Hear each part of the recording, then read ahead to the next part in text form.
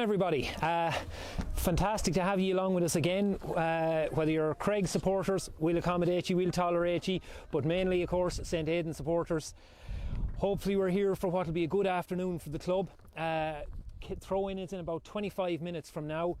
Slightly breezy day, but no wind, or no rain I should say, which I'm delighted to report here now. And definitely we're getting a summery feel here from the local club as the dulcet reggae tunes of UB40 come out across the speaker system behind us. But yeah, as you know, really important game for St Aidan's. Difficult first outing last week against St Folia's. We always knew it was going to be a tough game against Aurora Cup champions, a side everyone said were probably too good to be down at intermediate level. But a good second half performance will have George and the lads in a positive frame of mind coming into today. Creggs, obviously, they certainly had a good weekend last weekend as well. They fell 5 points down to Kilbride in the early stages, but they came back to record a good win in the other game in the group. So they'll feel like they have positive momentum here again today too. So overall, for the moment, I just want to say welcome on board. Great to have you along, great to have the little bit of company.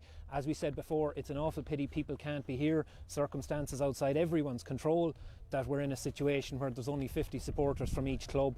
So all I can say is I hope this is some small consolation, and hopefully you enjoy the broadcast.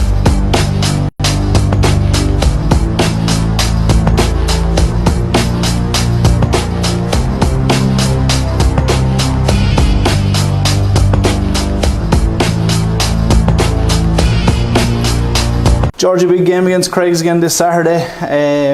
How's preparation this week? Yeah, preparation was good.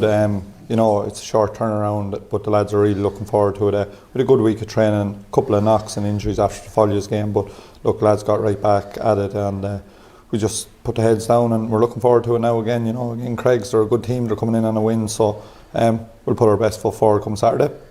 Yeah, look at last Saturday against Folia's probably just didn't go the way you wanted, but definitely some positives.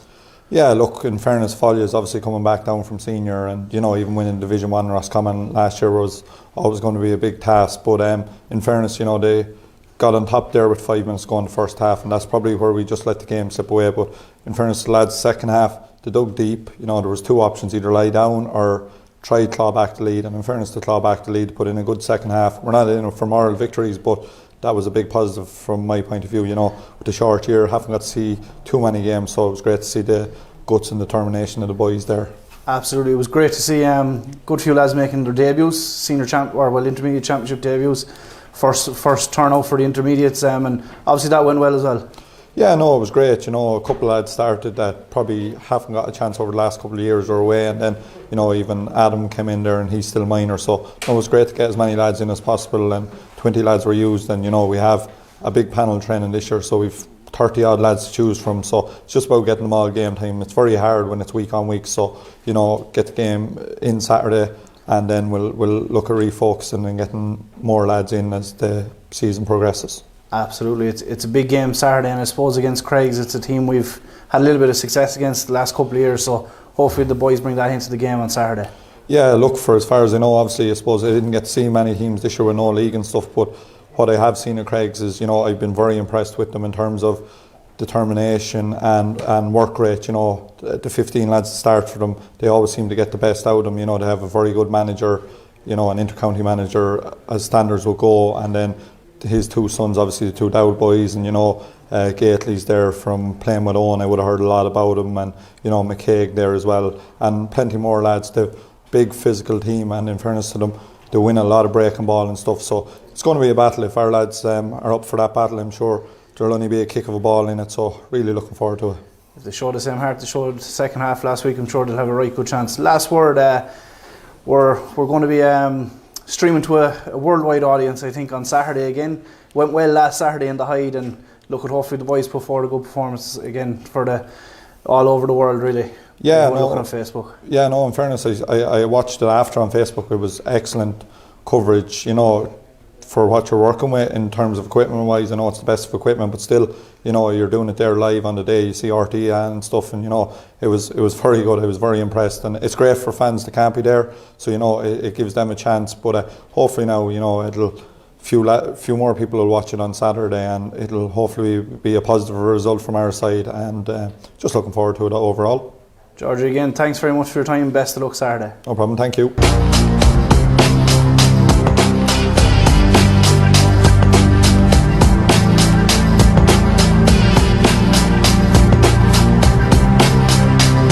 So joined by Aidan Conran here now, full forward, and in his first year as captain of the Creggs Intermediates this year. So Aidan, I suppose just on the Kilbride game last year, as we mentioned, it was a good win. Kilbride brought a huge physicality though, particularly early in the game. Did you feel it took Creggs a while to get up to the challenge last weekend? Yeah, I suppose we were slow enough to start. As Shane was saying earlier, like they kicked 6 or 7 points in a row there, and we were under a lot of pressure. But I think as we grew into the game, we kind of got a lot more confident, and we started to win a lot of ball around the middle of the field, particularly the breaking ball. And as the water break and the goal were a big lift for us, and I think it was just slow starting, and they were quite physical, and it just took us a while to get up to the pace of the game. Yeah, absolutely. I just mentioned you're captain of the Creggs team this year.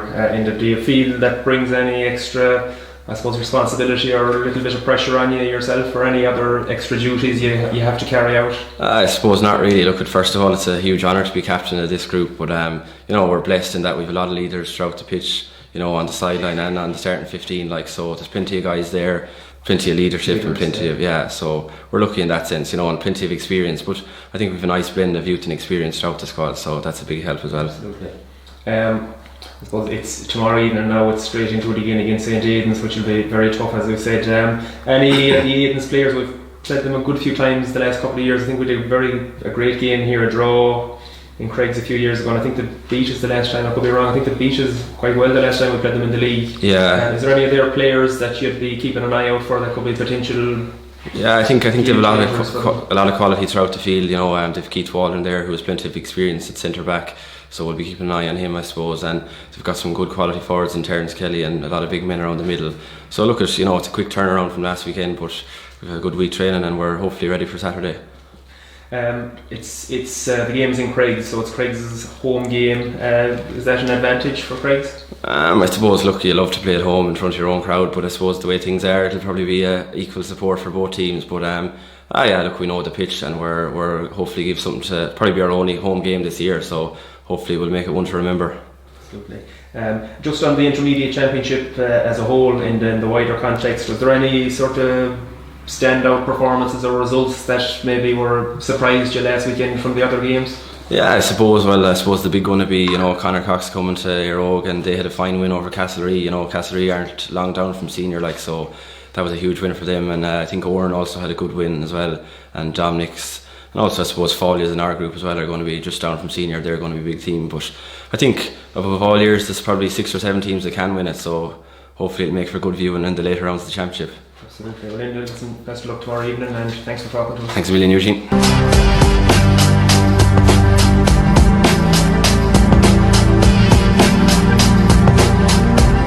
Here, intermediate team footballer Gary Kelly. Gary, tough game last Saturday in the Hyde against Follias. It was, yeah. Look, they're a good outfit coming down from senior last year. We were under no illusions that we were going to be under a bit of pressure, but could have got away from us now in the second half, but we dug in, put in a good performance, and we're well set now for Saturday. I think, looking forward to the game. Absolutely, you won the second half on Saturday, and look, it was great to see a couple of young lads coming on there at half time as well as at the start and making their debuts and getting stuck in. Yeah, 100%. No better place to make your debut now than the Hyde as well. So look, it was great. Everyone that came off the bench made a great effort, and that'll stand to us now going forward. It was important that we put in that kind of performance just to set ourselves up for the game now at the weekend. Preparation was good this week, and you're looking forward to the game this Saturday against Creggs. Yeah, all flying it back in training twice this week now. Looking forward to getting going against Creggs. Again, another good tricky challenge there against them back in their home patch now as well. They'll be well up for it. Good management team in there as well, a couple of good forwards, so we'll have our work cut out for us, but we're well set for them now. Absolutely. Look, you were a little unlucky in the shooting department last week as a whole, as a team, but if you can kick a couple more scores this week, you'll have a good chance. Yeah, that's it. Look, couple off the post, couple short, different things like that. We might have a bit more luck now this week, and hopefully the eye will be in for a couple of lads as well, and it might get us over the line. Absolutely. Look, unfortunately supporters still can't make, only a limited number of supporters can make it to the game, but it was streamed to a worldwide audience on Facebook last week. What did you think of that? Yeah, look, I watched the stream back myself actually when I got home now, and it was brilliant. Fair play to Kevin and Michael for sorting that out as well. Great commentary there as well, and it's great for the people at home that they can see the match and see kind of the effort we're putting in, and it's great to have the few there on the line as well to kind of drive us on too. So it's all appreciated, and we'd appreciate every bit of support we get on Saturday as well.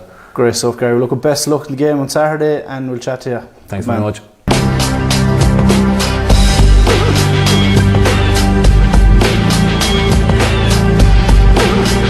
So just here with Shane Dowd, centre half forward for the Creggs Intermediates. Shane, a good win last weekend against Kilbride. I think an 8-point win in the finish. But probably some positives and a few negatives maybe from the performance. Yeah, sure. We didn't start that well. Wouldn't be happy with our start. We were 6 points down at one stage and wasn't looking good. In fairness to Kilbride, they came out of the blocks quicker than us. They got up the pace quicker than us, and the water break came at a good time for us, I think, actually, because after that we kind of clawed back a few points. We got a goal with Pádraig Gaffey, and at half time we were only a point down, and the second half was a different story for us. We were on the ball, and I think we scored 1-7 in the second half, and we kind of pulled away in the end, but it was a tough all game up to that point, I thought. Yeah. And just some of the younger players had big performances as well there. That would be seen as a positive, it was. Yeah, Thomas Cray made his debut and he was very good, and Owen Brown as well. And apart from that, we had Darren and Mark joined us with training for the last 2 weeks, so they've only brought positives with them as well. So they're two good players, and hopefully they'll be with us next year as well. Just you mentioned a tough game last week and a quick turnaround on games again. You know, it's only 7 days.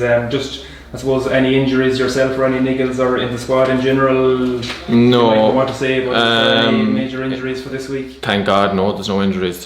We trained light this week, and we're actually in good enough shape. No injuries as of yet, but I suppose the quick turnaround, you need to look after yourself, and I think everyone's doing that, so it's good. Very good. And there was obviously a fairly good buzz at training, you know, getting your first win, and the pressure is off a little bit, but we do need to get the win this week again. Yeah, exactly. Yeah, it was. Everyone was fairly nervous. I think that was why we started the way we did. Everyone was nervous, and to get the win under the belt is massive for us, especially because we've another tough challenge coming this weekend with St. Aidan, so we'll be under no illusions that's going to be hard as well. Yeah. So on that, you know, St. Aidan's will bring a huge challenge tomorrow evening. Did you see any of the Aidan's game? I didn't get to see it as such, but from what I heard, they stuck with them, like Fall is their senior team, like, and I think they won the second half with regards to scoring, and yeah, we'll be under no illusions. That's going to be a tough test, the same as it was last week, so we'll come ready, and I'm sure they will too. Okay, Shane, thanks very much, and best of luck tomorrow evening. Thanks very much.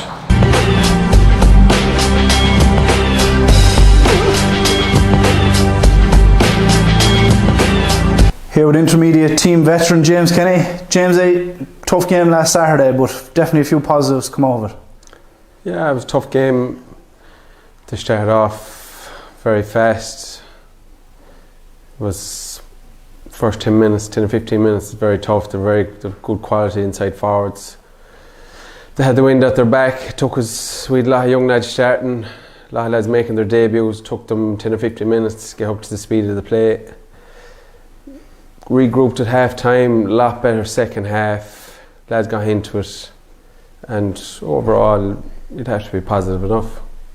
You hit the nail on the head there. Look at a couple of young lads making their debut there, and look, it was great to see them their heads not dropping and really get stuck in the second half, and you ended up winning the second half. Yeah, that was the most pleasing thing. That, and you seen, I was walking off the field myself at half time and I seen 2 points on the scoreboard, 1-8 to 2 points. I was like, this is going to be a tough afternoon.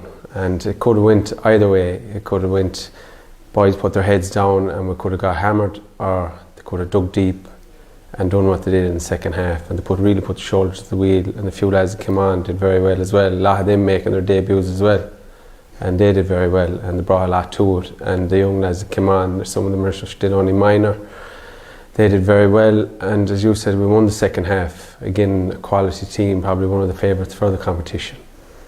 Absolutely, and look at it, I suppose that good second half performance helped with preparations this week. Preparation trends been good, and lads looking forward to the game this Saturday. It has been really good since lockdown. We started off very well, and then obviously everything was stopped and there was nothing doing then for the 3 months. But since we came back from lockdown, everything has been really positive, and good numbers of training.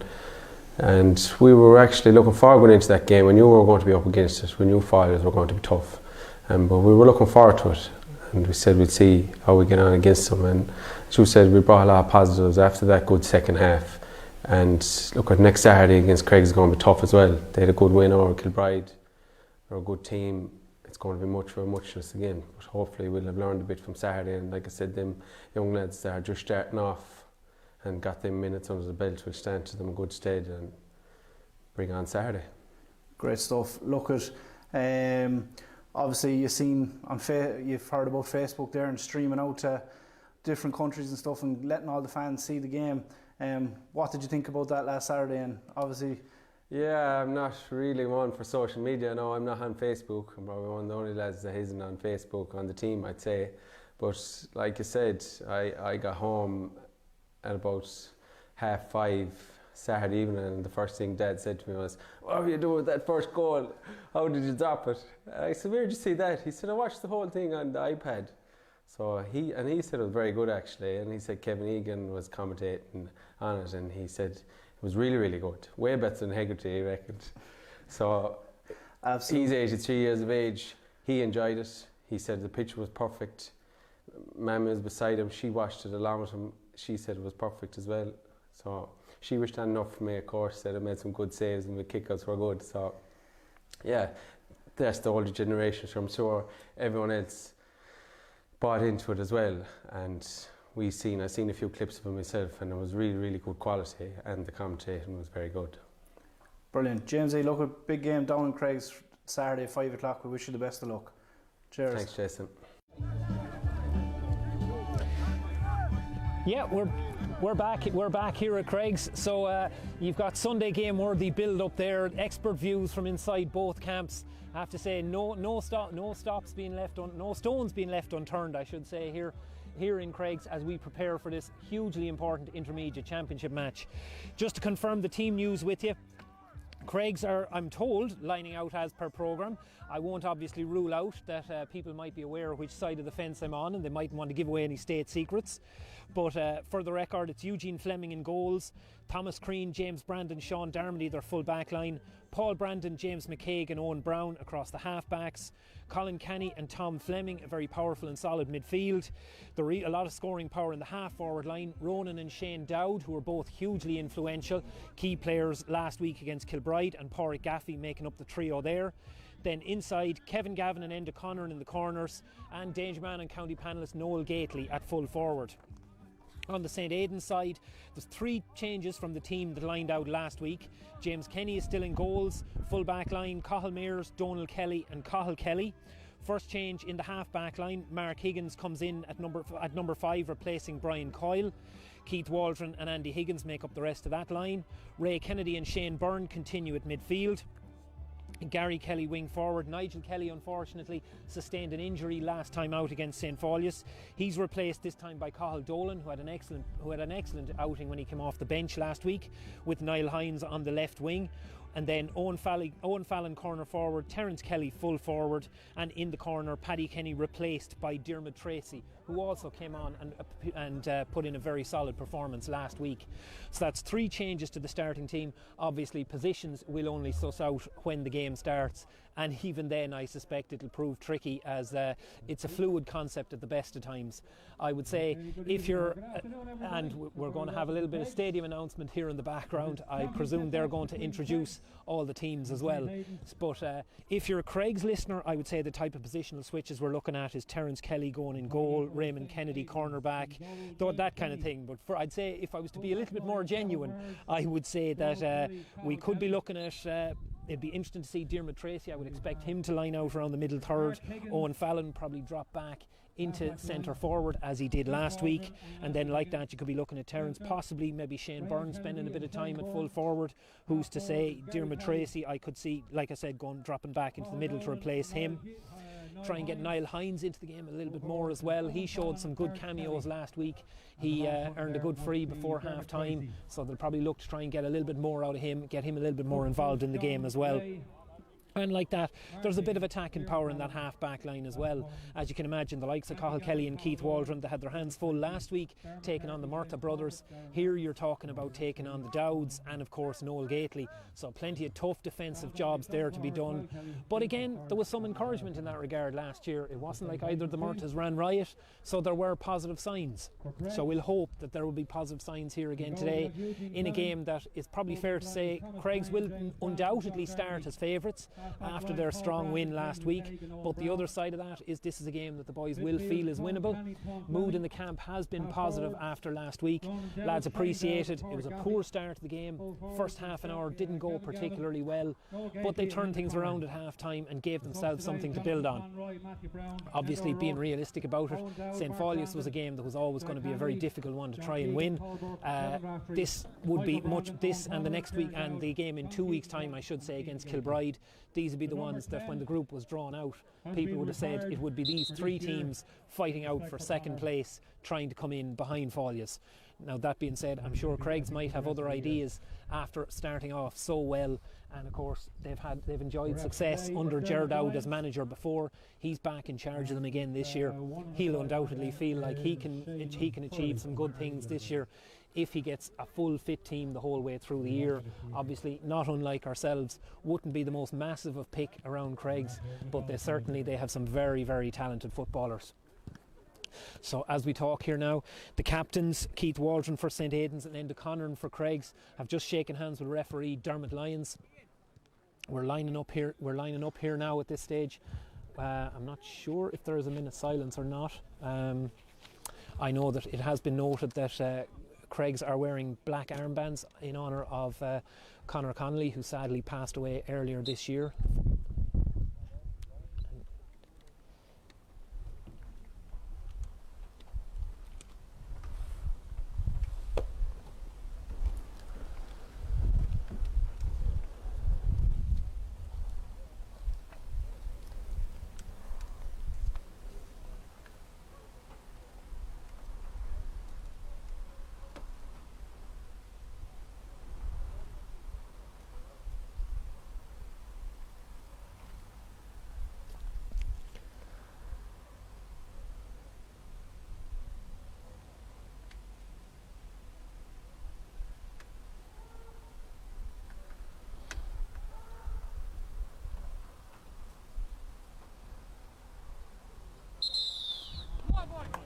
There's a minute's silence for our lost player, Conor Connelly.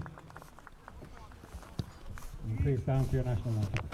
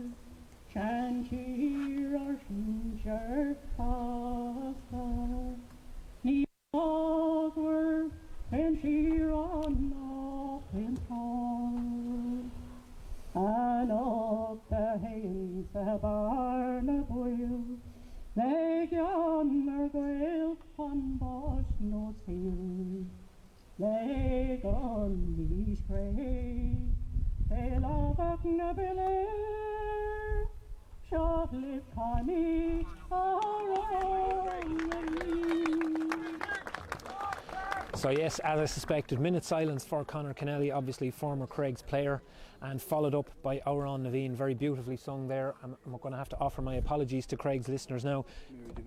I don't have to offer my apologies, I can instead give credit to Mary Devaney for that excellent rendition of Auron Naveen there. So now the teams are lining up. We have a little bit of a breeze blowing down towards the road end of the ground, I would say. It feels fresh. I wouldn't say it's entirely favourable at the same time. I wouldn't say it's a huge advantage, and Creggs are going to play with it in the first half. So you'll forgive me for a second as I try and figure out who's playing where on each side. I'm looking at yes, as suspected, Mark Higgins drops back into the corner back into the full back line to play corner back. Cathal Kelly's going across to full back with Cathal Mayers. Donal Kelly on the wing with Keith Waldron and Gary Kelly dropping back. Our midfield is Cathal Dolan and Diarmuid Tracy are gone in midfield, and the ball is thrown in, and straight away they've earned a free. We have Raymond Kennedy gone to centre forward. We have Shane Byrne at full forward, and away Shane Byrne wins a free under the dropping ball. He's adjudged to have been fouled there by James Brandon, so an early chance for St. Aidan's here to try and get off the mark with an opening score. Owen Fallon's going to line up under the free here. Just to complete the lineup, yes, we have Andy Higgins on the right wing, we have Ray Kennedy at centre forward, and I'm looking Niall Hines is over the far side. and then Terence Kelly, Shane Byrne and Owen Fallon. Now you'll have to excuse me, it'll take me a while to ascertain who exactly is playing where for Creggs, but as Owen Fallon chips over that free to make it 1 point to no score to St. Aidan's, a minute gone on the clock, and just exactly the start we would have looked for. Creggs, yeah, full back line, definitely lining out as we would have expected. I see the half backs as well. James McCaig just dropping deep there, but we know he's playing centre forward, Mark and Ray Kennedy.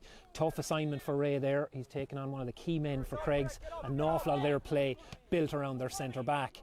Ball kicked out to midfield, scrapping for ball there, and sure enough James McCaig comes in, picks it up, gets in ahead of Ray Kennedy, hits a long ball down, ball is breaking. Cathal Mears reads it very, very well, gets out in front of Enda Connorn, slips it to Keith Waldron, and St. Aidan's have a chance to build here. Long range hand pass, finds Ray Kennedy, gets down on the ball, looks to try and carry the ball forward. Gary Kelly is breaking off his left shoulder, plays it out instead to Niall Hines. Niall Hines passing forward again. That's a difficult hand pass for Cathal Mears to handle, and indeed that was a kind of a little bit of a tricky ball to hold on to, and sure enough it's been spilled, and now we have a Creggs break. We have a Creggs break here. It's coming onto possession. We have Sean Darmody breaking out here towards the left wing, coming out of the left corner, and we have another free close to goal. I'm not entirely sure who's being whistled here. It looks like Cathal Kelly being whistled for a foul on Noel Gately. That's who referee Dermot Lyons is talking to. So Dermot Lyons definitely laying down a marker early on. We've had two close range frees, one for each side, both for a foul, shall we say, before the long ball was even kicked in. So you'd have to say that he's definitely not going to tolerate any messing from inside defenders here, as Shane Dowd lines up the free, swings the right boot at it and puts it straight between the posts, as you'd expect from him. So that ties up the game, 1 point each with a couple of minutes gone here in Creggs. Again, it looks actually as if Creggs have done that mythical thing that I so rarely see in the world of Gaelic football or Gaelic games anymore. They're not alone did they start with they're actually lining out that way. Incredible scenes. Brilliant break upfield here from St. Aidan's. Ball work to Ray Kennedy. He's fouled. He wins the free. Tom Fleming was adjudged to have fouled him in the tackle there. And Dermot Lyons again gives the free. This one will be a little bit trickier, however, now. We're looking at about 35 metres out from goal, maybe 5 metres outside the D. And given that there is a little bit of a fresh, blustery breeze here blowing, you'd say, more or less slightly favouring Creggs. You'd also say coming maybe from the stand of the ground where it's coming from the camera side of the ground, let's call it that. It also looks like it's blown from that side a little bit. So Owen will probably want to start this a yard or two outside the right post, swings it, and unfortunately didn't push it far enough right off the start. So instead he pushes it wide of the target. Disappointing one now for a player of Owen's calibre. So we're still level here at a point apiece. So we're still level at a point apiece. That's a missed chance, but it was a great break from St. Aidan's coming up through the field. There was great pace put on it. Cathal Kelly, Keith Waldron, both heavily involved as the ball was worked into the forward line. Ray Kennedy took possession, and he was the one that eventually was fouled to earn the free in. To use the local rugby parlance here, Creggs goalkeeper Eugene Fleming finds touch just inside the St. Aidan's 45-metre line. Ball is hit out. Mark Higgins goes up the sideline with it, looking for Owen Fallon, tries to get down on the ball. Well done, Owen. Owen wins it, feeds it inside, and that's a good run here from Cathal Dolan. Cathal Dolan, ball inside to Ray Kennedy here now. Will Ray be able to get his shot off? He puts his shoulder down, and he's deemed to have overcarried the ball. He's deemed disappointing now. It was a missed opportunity there, and now we've got to be sharp on the break as Shane Dowd carries the ball out, and we know that Shane Dowd can run at pace. He is absolutely flying here, runs into Keith Waldron. Keith repels him, ball breaking out to Ronan Dowd. That's a fantastic score. That is an absolutely fantastic left-footed kick, all of about 45 metres out from goal. Brilliant fast break, and a brilliant fast break, quick hands in the layoff, and an absolutely towering kick there from Ronan Dowd. You just have to give credit where it's due. That was just a superb score. James Kenny goes short with the kick out, plays it to Cathal Kelly. Cathal wins it well, lays it off to Keith Waldron, and St. Aidan's will try and build up here again. Keith is fouled by Noel Gately, and St Aidan's get a chance to build an attack. Ball into Shane Byrne, wins it well now. That was coming up at an awkward height from just off the ground. He got down well and managed to lift it up. He's under pressure in the tackle, but Shane, strong hands, managed to hold possession, feed it back to Niall Hines, and now Donald Kelly with a chance. Plays the ball in, trying to find Andy Higgins, didn't quite make it. We're after signalling for another free in here. I won't lie, it looks like it's James McCaig he's whistling. He's after bringing it in closer. Referee Dermot Lyons after bringing it in closer to the ball. I won't lie, I didn't see an infringement there. It looked from the signalling from Dermot Lyons as if he was giving it for a pull on the jersey. So if he was giving it for a pull on the jersey, I'd imagine, given that it was his complaint that maybe it was James McCaig he was sanctioning there. And the fact that he's now going in still talking to James would suggest there's a little bit of a disagreement over whether or not that should have been a free. One way or another, Terence Kelly lines up the kick, swings the left boot at it and puts it straight between the posts to tie up the sides. So 2 points all here in Creggs, and you'd have to say quite positive start from a St Aidan's perspective. We've 5 or 6 minutes gone here. I'm not sure exactly. I think listeners who tolerated me the whole way through last week's game against St Folios will remember I'm not the best at timekeeping. I continuously forget to check at the start, and the same thing happened again here. But if we started on time, we have about 6 minutes gone. That's a fantastic catch from Colin Canny and a mark at midfield.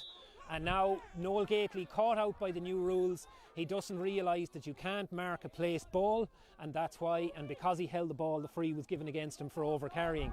That'll be one that I've no doubt Gerard Dowd will point out to him at half-time, that you can only mark a 20-metre kick in forward if it comes from open play. You can't mark a free, a sideline or a mark in itself. Ball kicked in here again. Ray Kennedy's shot dropping short. Good ball from Cathal Kennedy. Now Creggs will get the chance to rebuild with James Brandon passing the ball out here. Noel Gately drops deep, trying to take possession. Hand pass out here to Shane Dowd and again to Noel Gately. Now looking for the low ball in, looking for Enda Conner. Enda Conner not able to win it. Excellently done by Cathal Mayers. Cathal Mayers generates the break, and Donald Kelly picks up the loose pieces, goes in bravely, takes the hit, but wins a free out. So that's very, very well done. Very, very well done by the St Aidan's defence there. Excellently done by Cathal Mayers. He got up high, he managed to break the ball, spill that ball that was played in towards Enda Conner, and Donald Kelly was on hand. And now we'll have a brief break as Jack comes in to try and treat Donald Kelly for that injury, or to look in case there's anything to be dealt with here. And I certainly appreciate the break, because again it gives me a chance to catch up on my notes and make sure that I'm not trying to look over these notes tomorrow morning and decide who scored when and what happened and so on. Because I won't lie, readers, it's not the first time I've been caught in that situation, trying to make things up as I go along. I'd like to think I tend to get it right eventually, but we won't presume anything. I'm sure there's been a few mistakes down the years. So Donald is up. It looks like there might be a blood injury or something, because they're looking for a replacement here. I want to see, I'm looking, is that possibly Darren McCarthy coming in? I'll have to have a closer look to see. I suspect it could be Darren McCarthy coming in for Donald Kelly as St Aidan's work down. Ball is played out here to Shane Byrne. Possible hit in the back there, but no, not given. Terence Kelly runs, tries to get onto his left foot. Looks like he was being pulled there, but not given. I have to say, the last free that St Aidan scored, I didn't see an awful lot in it, but unquestionably there could have been one or two there. Excellent intercept from Cathal Dolan. Lines up with the right foot, floats it in. Just a little bit too far ahead of Terence. A little bit too far ahead, and that ball drifts wide of the target, so it'll be a kick out. But there was some good attacking play there. Good quick move again. I have to say, St Aidan's moving at pace here, able to move the ball through the lines quite quickly. Finish not great. Creggs just walked the line there, shall we say, between not quite fouling and doing enough to put off the kicker at the same time. And then Cathal Dolan, with the second attempt, came onto the ball, tried to float the ball into Terence's path, just was a yard or two ahead of him, but you have to appreciate the idea all the same. So now we wait again for the restart here from Eugene Fleming. As he has done in every game, in every kick out so far, he goes long. Again, Colin Canny looks for it, but the ball breaks down, and Niall Hines does well, chips it back into the path to Diarmuid Tracy. Diarmuid tries to get the ball up. It's the only way to describe it is it's a scramble on the ground here, as everyone tries to be the one to get their toe underneath it. Ronan Dowd tries to win it. Ball eventually breaks across here to Colin Canny, and he looks for the left corner. Ball come in, but that's very well done by Cathal Kelly, but it looks like he may have hurt himself there. He's after coming down awkwardly. Cathal Kelly is after coming down awkwardly there and he's hobbling a little bit, so that'll obviously be a concern for the sideline. I'm looking around to see Darren McCarthy is still in here. Donald Kelly still being treated by Jack Cullinan on the sideline as Shay Galvin comes in here to have a look at Cathal to see how Finchy's getting on after that. Again, referee might have been a little bit kind to give him the mark that quickly. I don't know if he held on to the ball the whole way down to the ground, but whether it was a little bit of sympathy due to being hurt or whatever, he allows it. He awards the defensive mark, and because he's injured, Keith Waldron plays it out.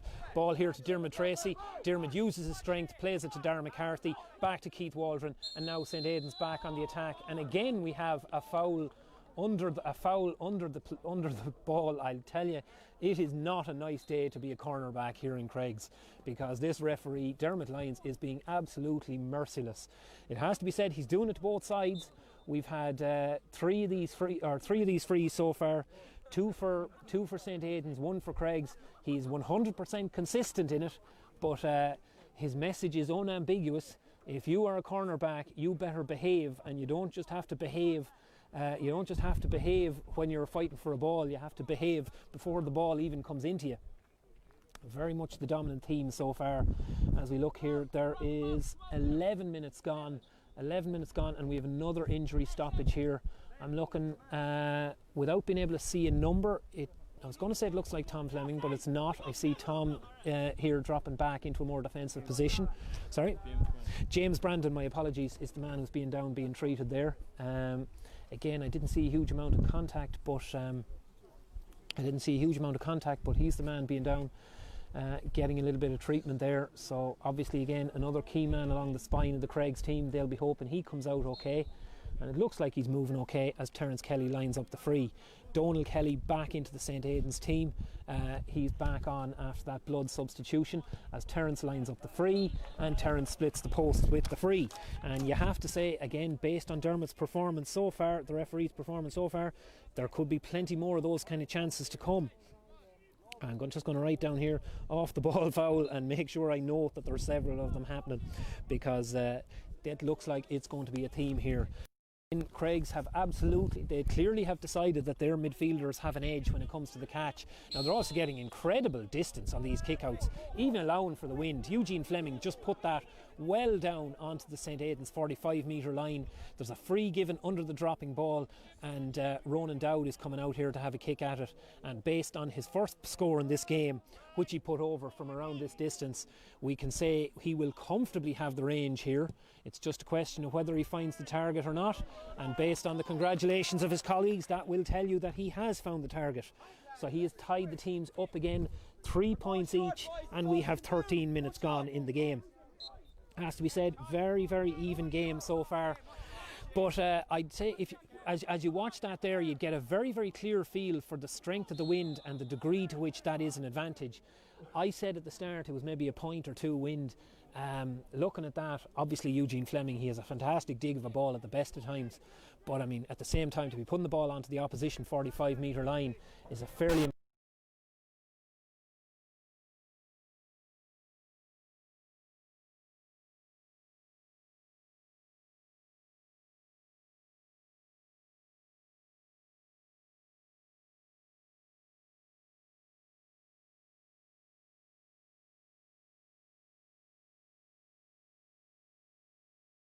And Thomas tries to work the ball out, finding his full back line colleague Sean Darmody, and Creggs, I was going to say they managed to clear it, but they have to go back themselves a little bit here, as there's good pressure here from the St. Aidan side, but the outlet ball comes and Kevin Gavin is able to win it, and now Creggs very definitely on the front foot here as they try and build another attack. Paul Brandon coming onto the ball on the left hand side. He plays it down into Pádraig Gaffey. Pádraig Gaffey tries to square up Donald Kelly, thinks about going at him, instead lays it back to Noel Gately, and the ball is recycled back out here as Creggs look to try and rebuild their attack, look to try and change position. Shane Dowd going for the long range kick here. He puts his boot through it. Again, he had the range, possibly not the most high percentage play, but at the same time, I mean, up to this point they had taken 3 shots and put 3 of them between the posts, 2 of them from a combined distance of 90 metres, so they probably felt like their radar was on. as James Kenny looks to try and line up the early kick out. He's done well. St Aidan's have retained all their kick outs so far, which is no mean feat given that Creggs are pushing up, and this occasion doesn't quite work out. He looks for Cathal Dolan. Tom Fleming gets in front, but there was no easy option there for James Kenny. All he could do was create a 50-50. Creggs used the possession, play it back inside to Shane Dowd, and that's an excellent kick from the former Roscommon player. 4 points to 3 to Creggs at this stage. 4 points to 3 to Creggs after that one. 2 points for Ronan Dowd, 2 points for Shane Dowd. It is no surprise to learn where the real threat is in this Creggs team. Again, these kickouts are very, very difficult. Creggs are given nothing easy here. They're on everyone. This one is very well won by James Brandon. Himself and Shane Byrne came into the battle for the kickout. James long ball down to Enda Connorn. Connorn back out for Ronan Dowd. Swings the left boot at it. Off the post, and excellent reactions from Cathal Kelly. Cathal Kelly got in ahead of Noel Gate. He did very, very. His outlet ball is not. It breaks Shane Dowd, and Shane Dowd splits the post to make it 5 points to 3. 5 points to 3 to Creggs now, and this is where absolutely the wind is beginning to take is beginning to be a factor in the game, because what Creggs have realised is that these kickouts, they can push right up into the wind. It's very hard for the kick out to get, I was going to say, beyond his own 65 metre line, whether it's an anti-hurling statement or whatever it is. Creggs don't bother with 65 metre lines here on the pitch. It's 45s and a centre spot only, but one way or another that has put pressure. Creggs secured the last 2 St Aidan's kickouts and turned them into points, but it has to be said St Aidan's won the next one. A Dermot Tracy mark. Ball is worked into Shane Byrne, full forward. He plays it into Andy Higgins. Andy back to Shane. Shane puts his right boot on it. It's just got caught in the wind, and it just swings around right, wide and left. But still a very decent effort. It's one of those, it was the right option to go for the shot. He got a good contact on it, and as I discussed, it's a very, very swirling breeze here as we go into the water break. We go into the water. Creggs leading by 5 points to 3, which you'd probably say is a fair enough reflection on how the game has gone. It's a fair enough reflection on the strength of the long distance threat that's on the long distance shooting threat that they have in their forward line. But there is no question there is a wind advantage there as well. I would say, like I said at the start, I would have said a point or two. I would definitely revise that upwards now. I would, if I was to be truthful and being tactical about it. It's 5-3 at the water break. If you told me it was 10-6 at half time, I'd say that's probably a 50-50 game at that stage.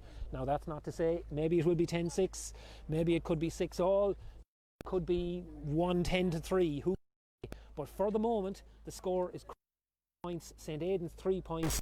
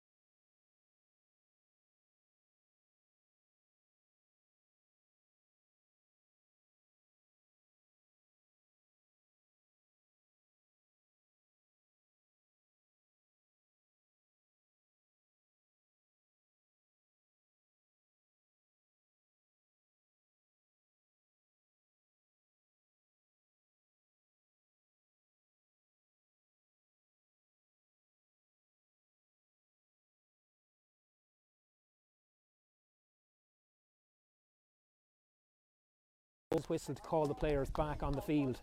Creggs with a little bit of momentum now. They're after kicking the last 3 points in a row.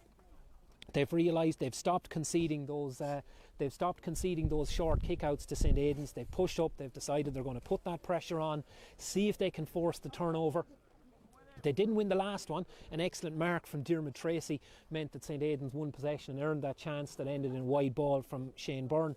But at the other end, you'd have to say they did win 2 before that, and they converted them into scoring chances, albeit the second one was only converted after coming back off the post and being won at the second attempt.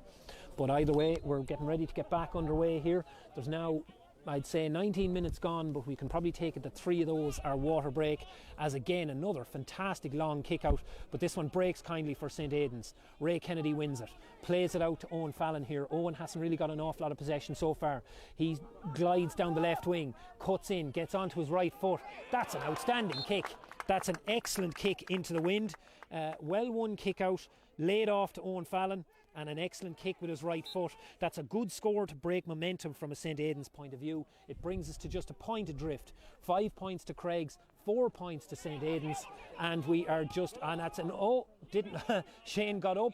Everyone, I think, expected him to win the mark. He didn't win the mark, but nobody reacted quick enough, and he was able to get the ball, win it at the second attempt. Now the play has been worked here to Pádraig Gaffey. Pádraig Gaffey to Noel Gately. Kevin Gavin looking to wheel around, looking to try and take a pass from him. He's a little bit close, so instead the ball is worked back, and a quick 1-2 with Owen Brown.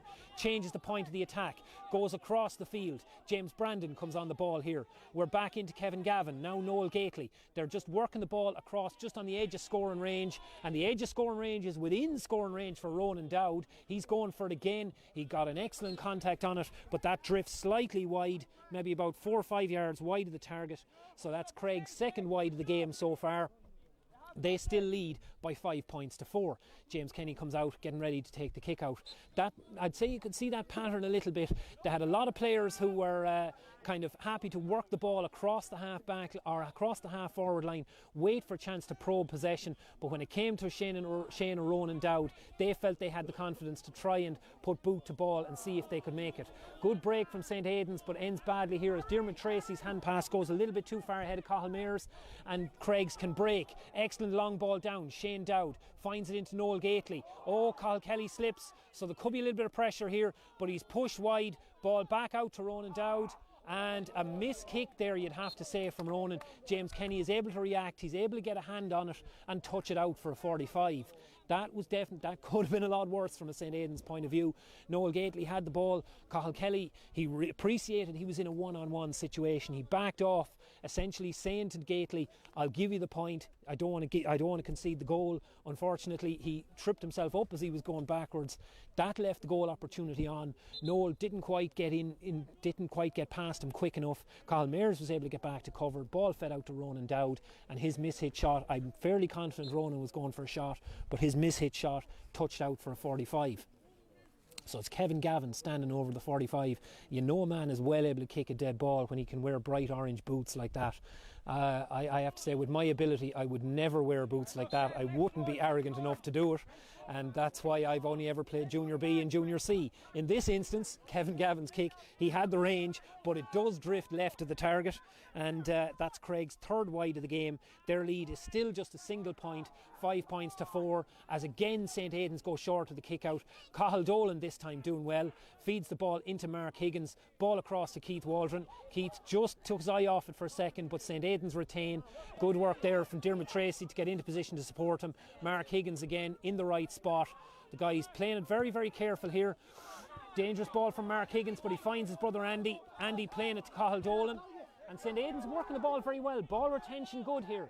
Donald Kelly down along the line, finds Terence Kelly. Andy Higgins has made a good run if he gets it inside to him. Instead he looks for Diarmuid Tracy. Diarmuid is strong, 3 lads hanging out of him. Raymond Kennedy goes for the shot. It's pulled wide of the target, but the ball comes back. There was a foul on Diarmuid Tracy there. There was 3 guys tackling him. I would say, if I was to hazard a guess, I would say Shane Dowd probably had his 2 arms around the shoulder. It looks as if that's what Dermot Lyons is signalling for, and but he did allow the advantage, and Ray Kennedy had the chance.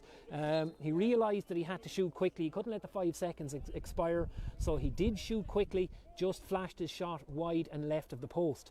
Goal opportunity missed, but no, at the same time it's a point on the board. Terence Kelly swings it over the bar with his left foot, and that draws the sides level here. We are at 5 points apiece. There is just over 23 minutes gone on the clock, and we are at 5 points apiece here. And given the strength of the wind, you'd have to say St. Aidan's will be the happier side to be at that. But that's not to say that a lot couldn't happen between now and half time. Eugene Fleming, again, this time he goes short. I think, if I'm not mistaken, that's the first time Creggs have gone short.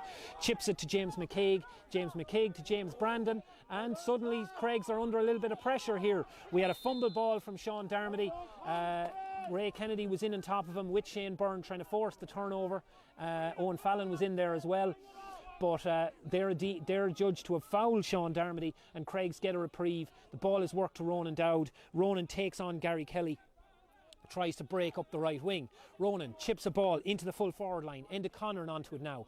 Enda Conneran turns onto his right foot. He's looking to take on Cathal Mears. Cathal pulling out of him. Yeah, I think you're going to that was always going to be a free.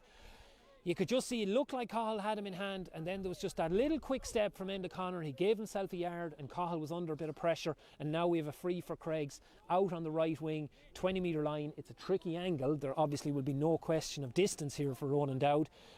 He did some fantastic shooting in the early stages, missed his most recent couple, but he looks happy with that one, and he is happy with that one. He's after putting that one straight through the posts to restore Creggs' lead and put them back in front.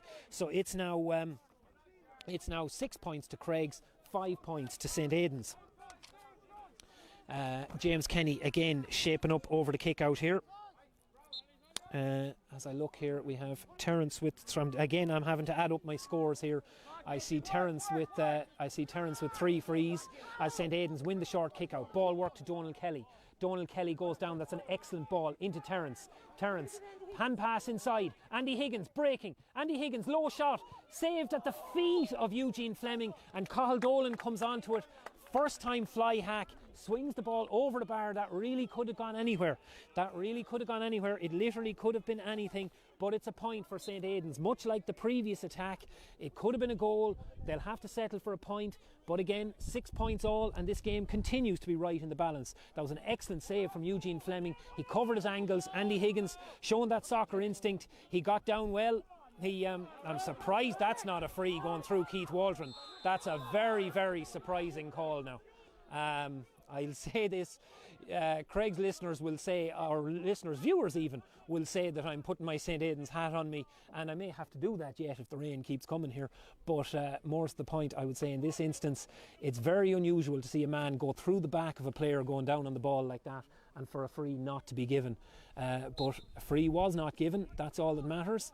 And a free was not given, and it falls to Ronan Dowd here to chip the ball over the bar from the subsequent free. That makes it 7 points to 6, Creggs in front.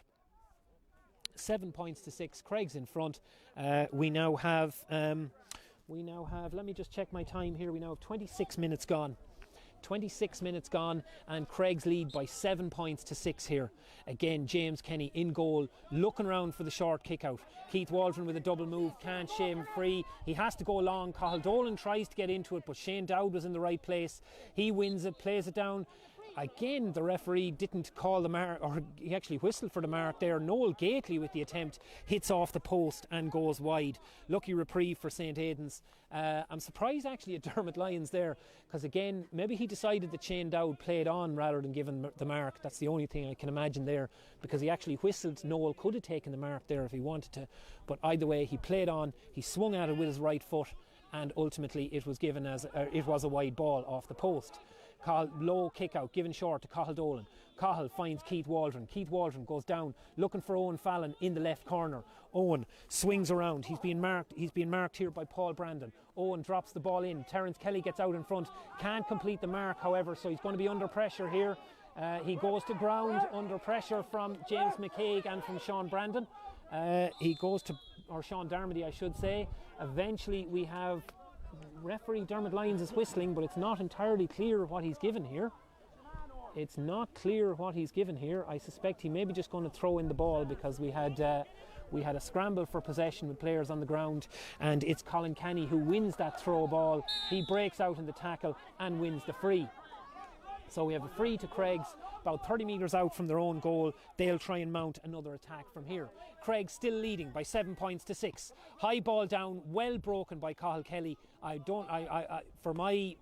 In my humble opinion, he's been the St. Aidan's man of the match so far. He's broken an awful lot of ball.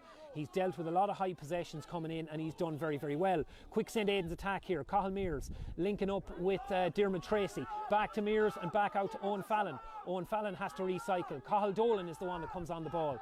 Cathal puts the ball onto his right foot, but he pushes it wide of the target, and Andy Higgins found himself in a load of space there. Now Cathal was under a lot of pressure. I can appreciate how he mightn't have been able to see him quickly, but at the same time it's an awful pity that he didn't, because Andy was in a lot of room there.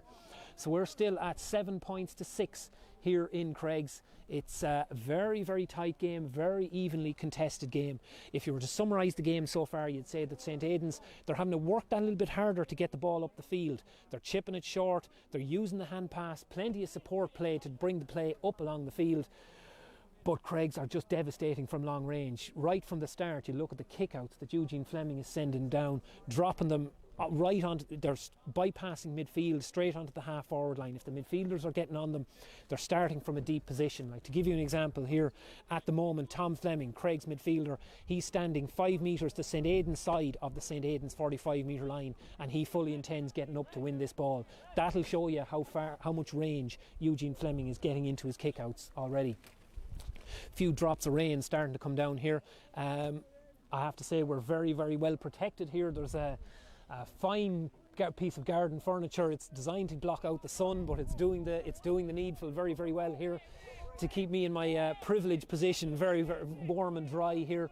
I'm also thinking from a very selfish point of view, I hope the rain doesn't come yet, because sometimes the rain kills the wind, and I'd like to see St. Aidan's get the second half with this wind behind them. Eugene Fleming, game restarts, another excellent kick out. This time he goes down what would be the left side of St. Aidan's defence, right side of the Creggs attack, and it's broken off Gary Kelly, and Keith Waldron comes in and snaps up the loose possession. Keith back out to Gary Kelly. Ray Kennedy is ahead of him. Ray takes on possession, looks to go down the sideline, right-footed kick. That's a little bit of a raffle ball, and Thomas Crean is able to get out in front of Terence Kelly and win the ball and remount a Creggs attack. Crean plays the ball inside, but that's very well done, Donald Kelly. His arm was being held, he still won the ball, and a quick play over to Niall Hines. Niall Hines back inside. You'd have to say St. Aidan's quick passing has been excellent. Donald inside to Terence Kelly, but Terence fumbles it, and the ball is picked up by Pádraig Gaffey, and Gaffey just got hurt. Just a slight lapse in concentration there from Terence Kelly. Had the ball in his hand, I'd say he was thinking about putting the left boot through it and thinking about swinging the ball over the bar. He just didn't do enough just to secure possession, and instead it was spilled, and Pádraig Gaffey was able to get in, win the play, and win the possession, I should say, and win a free for Creggs. So at the moment we're probably ticking along into stoppage time. We still haven't seen here how much is going to be added. Creggs try and play that free out long. It looks like it's going to come the whole way through to Kevin Gavin. Kevin Gavin wins the ball on the right wing. He's fouled. He'll get another chance to play. Ball comes back inside. Powerful run forward from James McCaig. James, I have to say now, Andy Higgins did very well to get away with that one. It looked to me like Andy Higgins might have pulled the arm of James McCaig there, but look, as I said, there's been a couple of those controversial ones so far. I mean, I said earlier that when Keith Waldron was pushed in the back and Creggs got a score out of that one, it looked particularly unlucky from a St. Aidan's point of view. I'm just looking here now. That was a yellow card for Creggs' Owen Brown. That's definitely very, very harsh now, I have to say. Unlucky on his point of view, but that's the first yellow card of the game. Long ball down from Keith Waldron, falls for Shane Byrne, but unfortunately the ball hits the deck and it's a clearing, and it's a free out, I should say. So ball is being brought forward now. Shane trying to just kill the clock, just tap the ball when it was at the feet of James Brandon, and instead James McCaig is now going to take the free, and he's going to recycle it back towards Paul Brandon. Paul playing the ball here towards Shane Dowd. Shane with 4 points on the board so far. Looks to take on Ray Kennedy, is pushed back, feeds the ball into Noel Gately. Noel Gately back to Shane Dowd. Shane this time dinks the ball into the right corner. Cathal Kelly gets out, tries to spill it in front of Enda Conneran. On this occasion, Enda Conneran wins it. Enda goes to ground. Now we have a scrambled ball. Owen Brown is there. Gary Kelly gets in well, gets down, bends his back, gets over the ball. Oh, that's a dangerous hand pass out, but St. Aidan's recover it, and the ball is with Cathal Mears and now with Niall Hines. Niall Hines dinking the ball down the sideline, and St. Aidan's are lucky to retain possession there because James McCaig was in. That could have been a free, but in that instance I think Colin Canny was probably fair enough. It looked shoulder to shoulder on Niall Hines. Niall just needed to be a little bit stronger in that. It looked like a genuine enough connection, I would say. You know, maybe I'm just old and slow and I give the benefit of the doubt to the people who accidentally shoulder guys. But in this instance, I would say that was probably a legitimate tackle from Colin Canny, and Creggs win possession. And I see referee Dermot Lyons going to his notebook here talking to Niall Hines. That's a yellow card for Niall Hines, not unlike Owen Brown before him. I didn't see an awful lot there to warrant paperwork, but that's what's happened anyway. So that's one booking each as Ronan Dowd plays the ball in. Mark Higgins breaks it. It falls perfectly for Noel Gately. Free coming here. Gately with the shot. Gately with the goal. That is an absolute hammer blow to St. Aidan's just before half time. I had said to you 10 points to 6 would have been about par. Aidan's were doing great at 7 points to 6. Suddenly it is 10-6. And it's just bad luck. It was a hit and hope long ball in. I'd be the first to give credit to Ronan Dowd for a good accurate pass if he played one. It was hit and hope. It just broke off Mark Higgins. Mark Higgins just broke the ball and it just fell perfectly for Noel Gately. He was being fouled. The fact that he was being fouled meant that he knew he had licence to go for goal. He swung his right foot at it and it went inside James Kenny's near post. An excellent shot. Really couldn't fault the keeper for that. Just dipped in at the right corner. Excellent pace on the shot. So suddenly now it's 4 points at lead for Creggs. 1 goal and 7 for Creggs. 6 points for St. Aidan's. St. Aidan's now trying to mount another attack, seeing if they can try and get something on the board before half time. Andy Higgins plays the ball down here, looking for Shane Byrne. He's muscled off the ball by James Brandon. James Brandon goes to ground. Could have been handled on the ground there, but not given. He spills it. And we have a free out there. And again, that looked to me, to be honest, I'd say if we were able to do instant replay here, we're not quite at that level yet. If we were, we'd probably see that was Andy Higgins just putting boot to ball. I didn't realise kicking the ball was a foul, but there you go. Mark Higgins now with the ball. He misplaces his hand pass. Gary Kelly has to go down and win it. Gary Kelly, he's under pressure here. Ronan Dowd gets in well, chips the ball ahead to Pádraig Gaffey. Ball work down here to Noel Gately. Cathal Kelly, again excellent from Cathal Kelly, wins the ball ahead of Noel Gately, gets out and wins the free. Excellent defending from the St. Aidan's full back.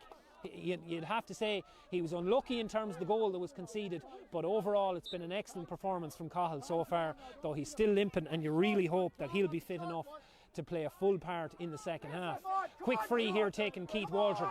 Owen Fallon takes possession, goes down the right hand side, adjudged to have been fouled by Sean Darmody.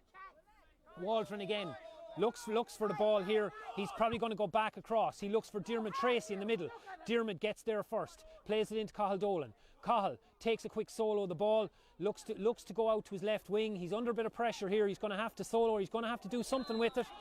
Oh, again, I didn't see an awful lot wrong with that. Now that's a benefit. That's a kind free from a St. Aidan's point of view now, because Cathal just overthought it a little bit there. He ran himself into pressure. And again, referee here talking to, is it Tom Fleming or Colin Canny? He's talking to Colin Canny. Referee talking to Colin Canny. I mean, it's one of those situations where you'll instinctively respond to the more, shall we say, controversial decision, and therefore you're likely to be double punished because your response means the ball is brought forward. But look, that's how these things go. It's a free, it's Owen Fallon stepping up over it. He's on the 45 metre line, he's shooting into the wind. To say the least of it, this is a very difficult kick. I'd say if there was a short option, he'd take it.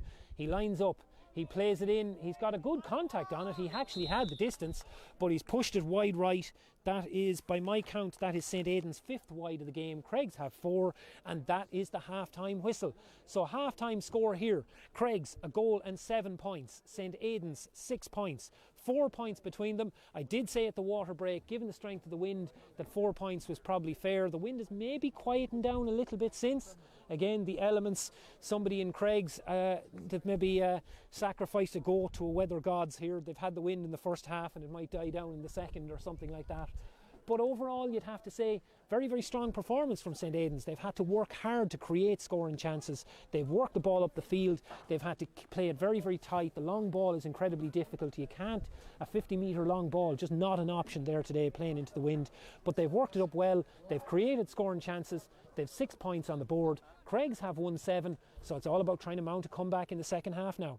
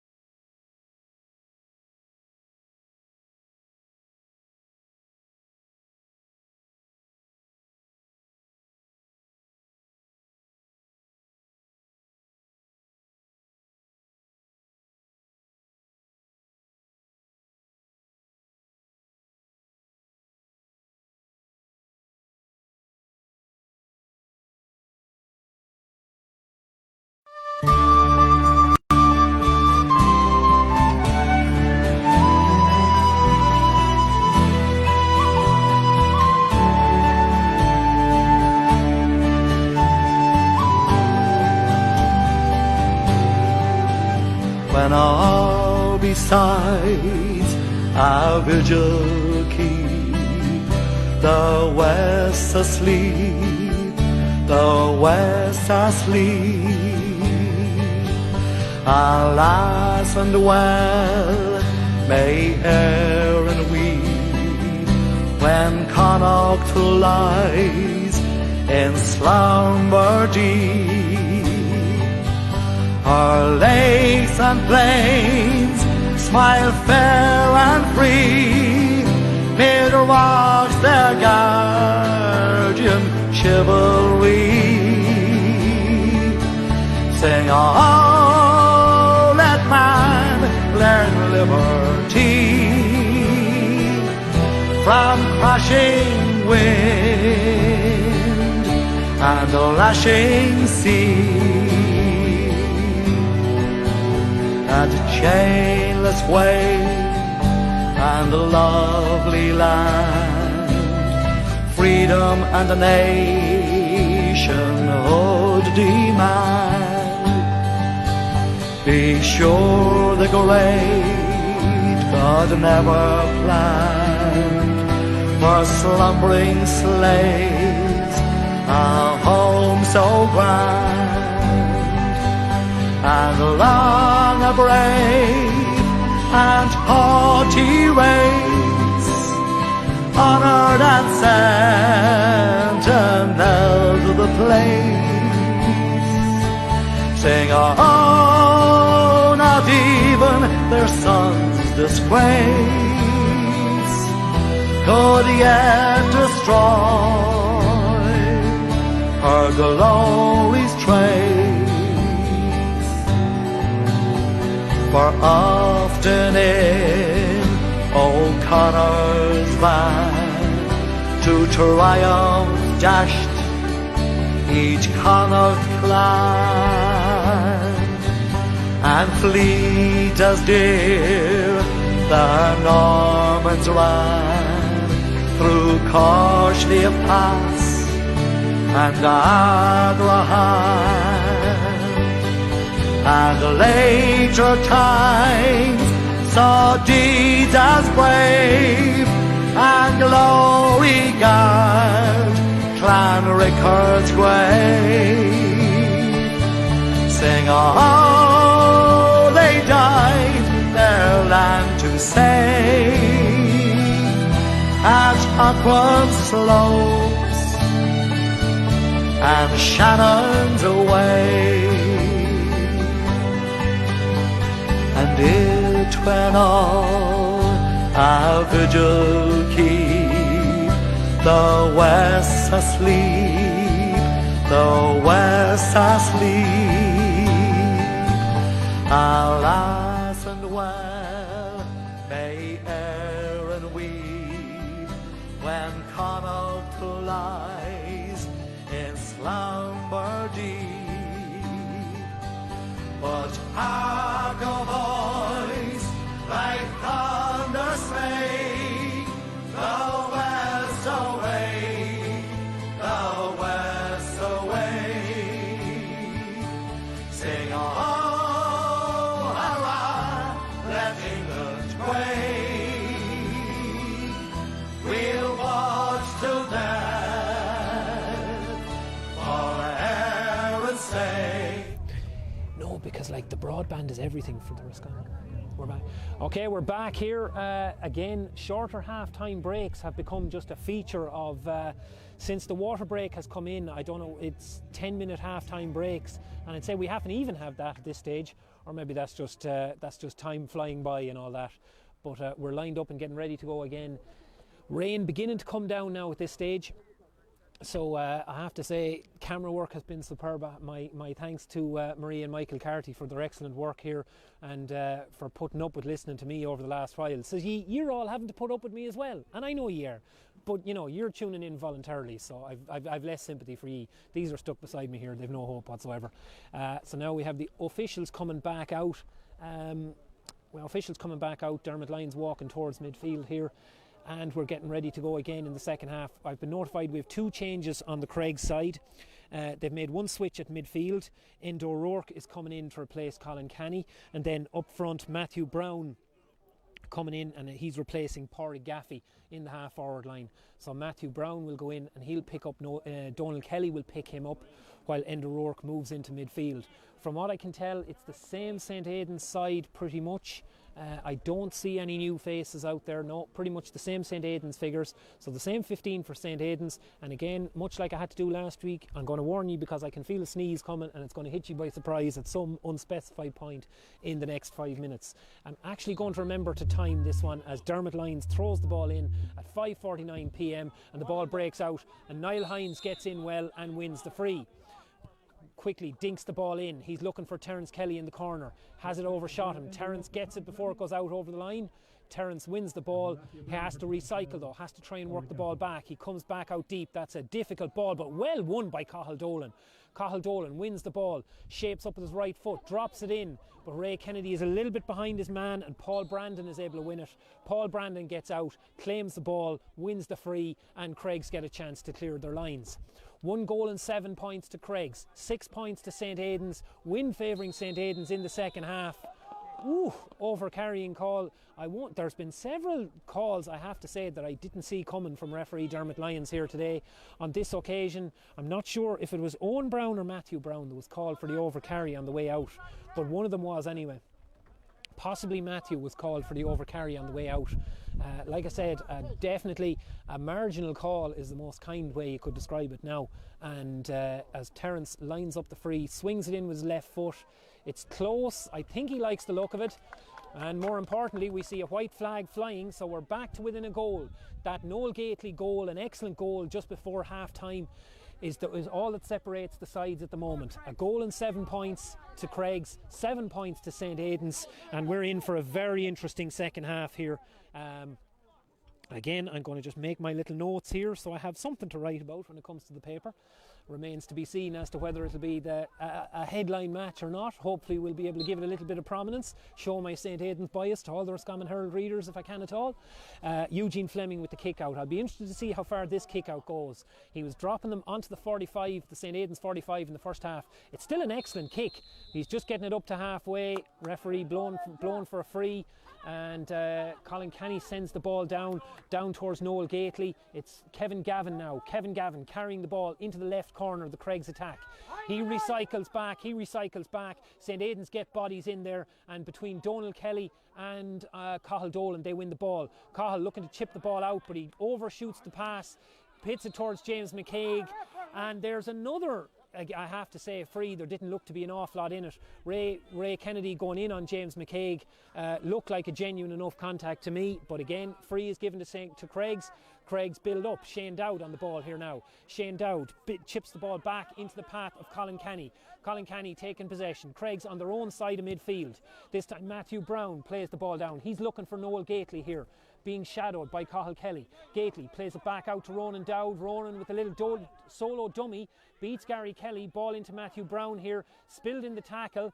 Ball goes, it's won here by Kevin Gavin, and he is crowded out, and St Aidan's win the turnover by getting bodies around the ball. Good defensive play here. Dermot Tracy chipping the ball out to Donal Kelly, and St Aidan's get the chance to rebuild. No obvious target for him down the right flank, so he'll have to come back inside. Plays it to Cathal Dolan, and now Keith Waldron. Keith has got on a lot of possession, carrying the ball out of the fence. Feeds it to Dermot Tracy. Dermot looks to play back into Keith's hands. He put the pass too far ahead of him, and Keith is after getting hurt, and now it's a fast break for Creggs as well. And Cathal after dragging down Noel Gately there. It'll be a free in, to say the least of it. Will probably be stopped for the injury to Keith Waldron there. It's just Dermot Tracy just put the hand pass too far ahead of him. No malice in it whatsoever. He just left it that the ball was there to be fought for, and it was one of those things you wanted to be the split second for the ball rather than first. Keith was there first. That meant he got the touch on the ball, but he took the hit. No malice whatsoever on the Creggs side. It was just a ball that was there to be fought for. But as I often said, when a lad might hit you in a tackle, you didn't mean it, but it doesn't make it hurt any less. So he'll still no doubt have the bruises afterwards, I'm sure. But thankfully he's up, he's ready to go again. I'd say possibly one of those hits that they brought in the gum shield rule specifically for it, as Noel Gately stands over this free for Creggs now. He's going to Shane Dowd stands over the free for Creggs, dinks it short, goes to Endo O'Rourke, the half-time substitute, back to Shane Dowd again. Shane chips the ball up, but he pushes it just wide of the target. So that's Creggs' first wide of the second half, and we still have a goal between the teams. 1-7 to 7 points here. Rain coming down here in Creggs, still a fresh breeze, so now we want to see James Kenny still going short with the kick out, plays it to Cathal Kelly. Cathal Kelly now, good work, finds Owen Fallon back inside, back to Keith Waldron. St Aidan's retaining possession well. Not the best ball from Keith, it has to be said.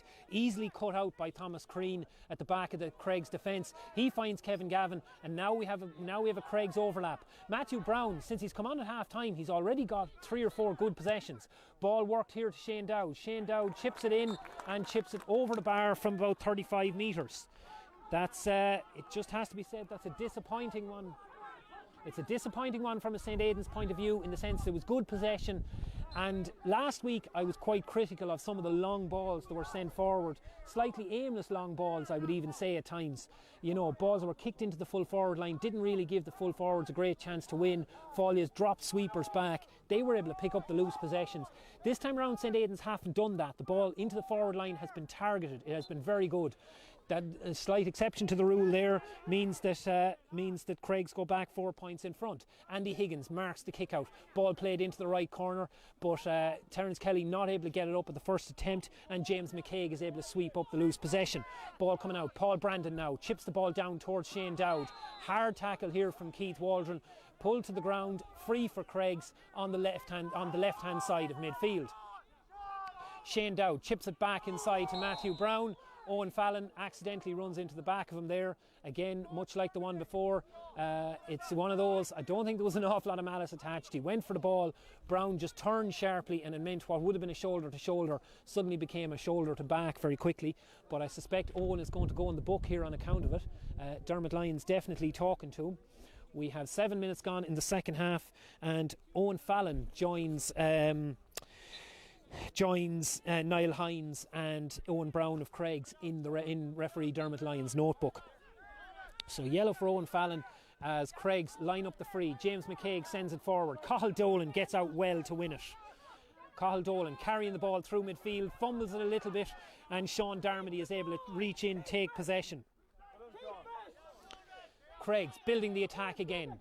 Kevin Gavin, his pass stolen by Niall Hines. Niall looking for the ball inside. Oh, that's it was a late tackle. He had the ball lost already. It was a poor pass from Niall.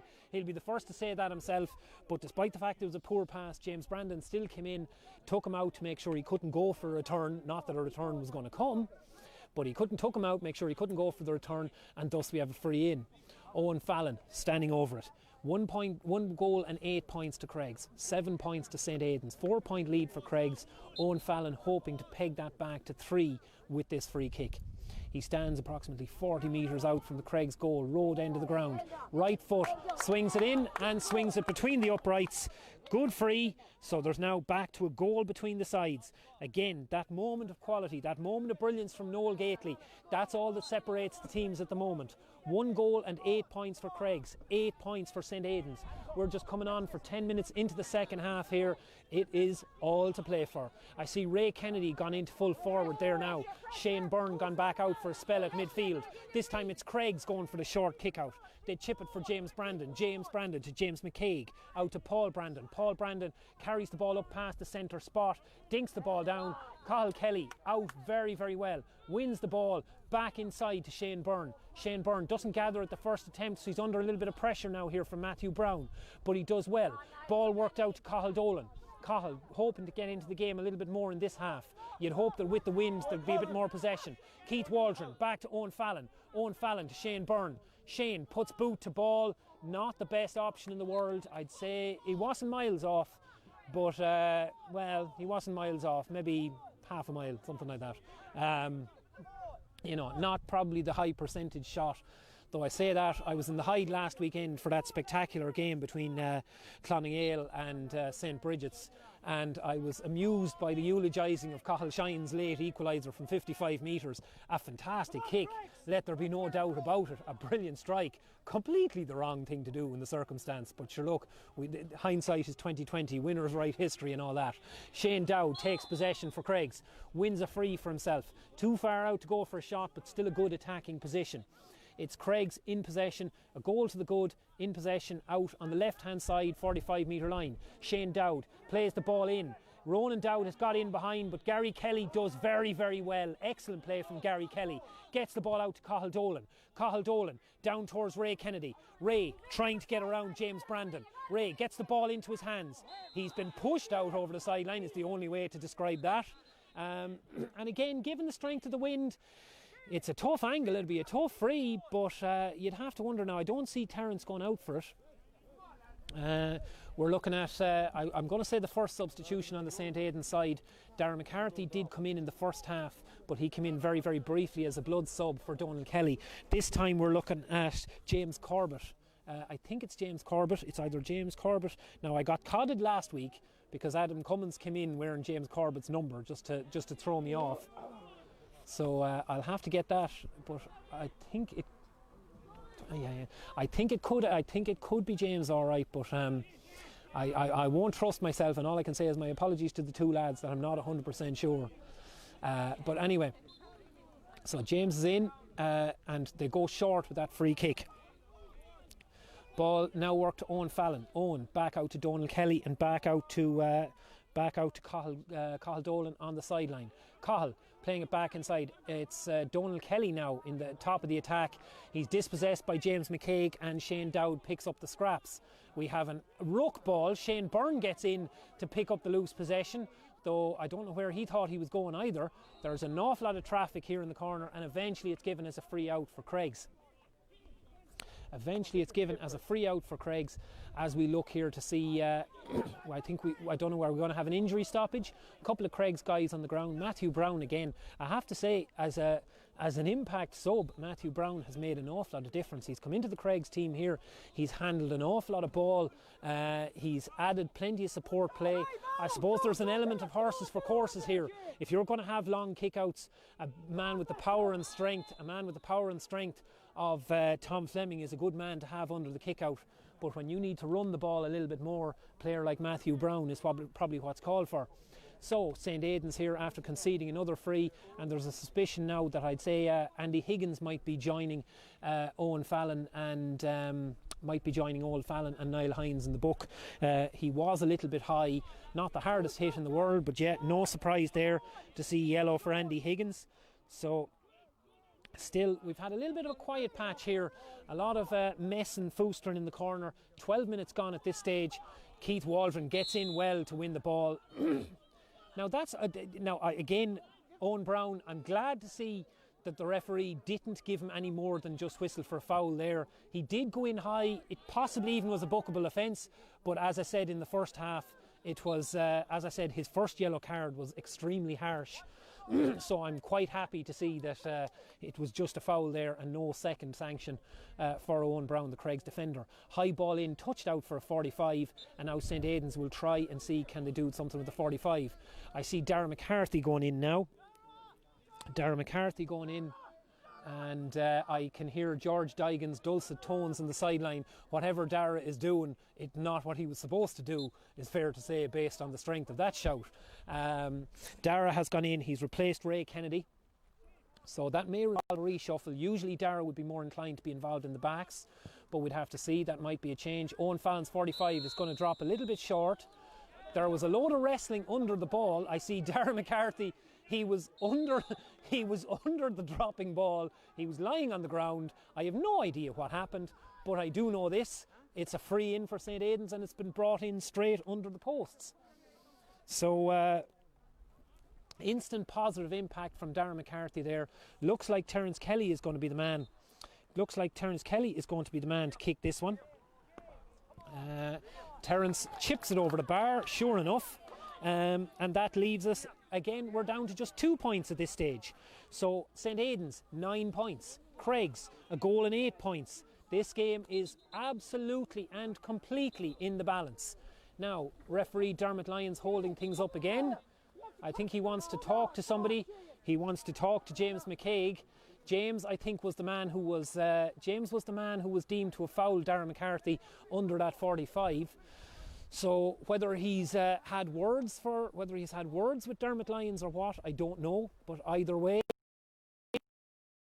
he's going to have his name in lights in a referee's report anyway, or it looks that way. We'll see in a moment. It's a double yellow card. So both Darragh McCarthy and James McCaig go into the referee's notebook. Right. Play resumes as well. Good win from Shane Dowd at the 45-metre line. He plays the ball in. Noel Gately can't quite get to grips with where the ball is over his head. Ball is shepherded wide by Cathal Kelly. So 2 points in it. 1 goal and 8 points to Creggs. 9 points to St. Aidan's. Wind with St. Aidan's, but the rain is coming down quite heavy now. So definitely that'll start to have an effect.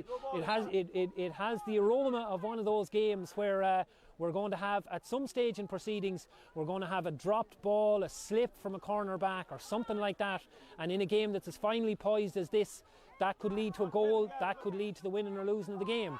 Of course, weather is a great leveller like that. That's the kind of thing that could happen to a Creggs defender, it could happen to a St. Aidan's defender. But either way, it's a finely poised game. Anything could happen here as we wait. We'll be coming to the water break soon enough. Enda Conran breaking in on goal. He was pushed in the back. His 5 seconds advantage had expired before Kevin Gavin got his shot away. So it's going to be a free for Creggs, and you'd have to say a very, very scoreable free. Very scoreable free. So just on the junction, if you like, of the arc outside the 20-metre line and the 20-metre line. This one, it's going to be a right-footed kick, so it's going to be Shane Dowd. You have to question the magnificent genetics that the Dowd family can generate two fantastic scorers, one with a left foot, one with a right foot. How does that work? Surely there'd be some correlation there. But it's standing to them at the moment anyway, as Shane Dowd chips that one over the bar before the water break to make it 1 goal and 9 points to 9 points. 3-point lead for Creggs, and we have 1/4 of the game still to go. Yeah, there's no question where the scores are coming from. Look, there's a lot of frees here today. We've had Ronan Dowd, he has had 4 points, 3 from frees. Shane Dowd, 5 points, 2 from frees. Noel Gately with the goal. On the St. Aidan side, 9 points in total. I have Terence for 4 frees. I have Owen Fallon for, I'm going to say 3, and Cahill with 1, and I'm actually missing 1, so I'm going to have to do my homework later. I suspect it may be the last free. I'm not entirely sure. And thank God I'm not being paid for this broadcast, as such sloppy coverage just wouldn't be tolerated if I was drawing a wage. But look, you know, you get, as I said last week, you get what you pay for. It's a free broadcast. We're delighted to have you along. Just don't expect George Hamilton or anything like that.